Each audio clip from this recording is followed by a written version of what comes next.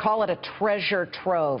Thousands of documents from the world's largest terror group have now been leaked. The German government and actually a few news organizations, including Sky News, have now obtained a list of 22,000 foreigners suspected of fighting for ISIS. But here's what the list includes: the names, the phone numbers, and answers to an extended and detailed questionnaire that were filled out by prospective recruits for ISIS.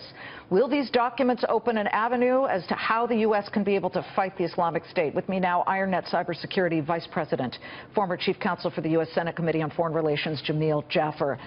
This is important if it's real, right? Do you think it's authentic? Well, you know, it's hard to know, Liz, but really what we're talking about here is a group of documents that came from a gentleman who used to be in the Free Syrian Army. He moved to ISIS. He says he stole them from the head of security for IS, and he's brought them out with him on a thumb drive. Let's talk about what's on the thumb drive. Yeah. This questionnaire, first and last name. Okay, this could be so important, I believe, to any ally who's trying to hurt ISIS and take them down, including the United States.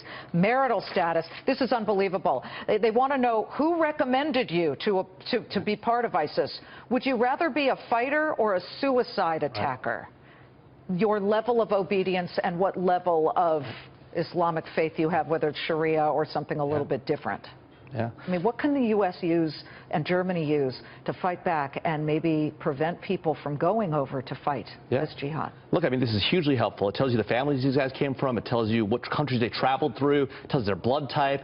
It tells you a lot about these guys. So we can actually trace back where these guys have been and what they've done, who they're talking to, who they're working with, you know. And so this is actually very helpful information. If it's real, it's massively helpful. Sure, manna from heaven. You know, can you trace things back through a back channel on a thumb drive? I'm not so technically brilliant when it comes to that, so I'm asking a question I would imagine some other people would like to know the answer to as well. Sure. So, you know, there are forensics on these files. You can see where they were created, when they were created, how they were created. Sometimes, you know, all these files have metadata in them, not phone metadata, but file metadata, computer metadata. And so there's a lot you can use to trace it back, what kind of computer was created on, when, how, all that sort of stuff. The window into ISIS's psychology could be opened further now with this information, correct? Well, look, it's very troubling. We find out here they've got an entire brigade of martyrs, people who have committed ahead of time to killing themselves on the battlefield. By the way, 800 Germans have gone overseas to fight with ISIS. 800.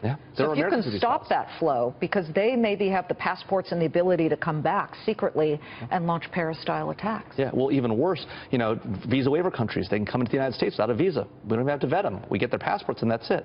So now we have the list. That's good. If this list is real, it's good. We got to make sure it's not misinformation, but if it's real, this could be huge for us. I got to quickly ask you about Apple versus the FBI. You, as a big cybersecurity organization run by General Keith Alexander, how do you think this ends up playing out? Well, look, both sides are really dug in right now, and it's really unfortunate, because what you really got to do is you got to figure out a way to work together, right? I mean, you know, it's at the end of the day, we've got to find a path forward that makes sense, and you know, you can't throw away privacy. You also can't give up security. It's great to have you.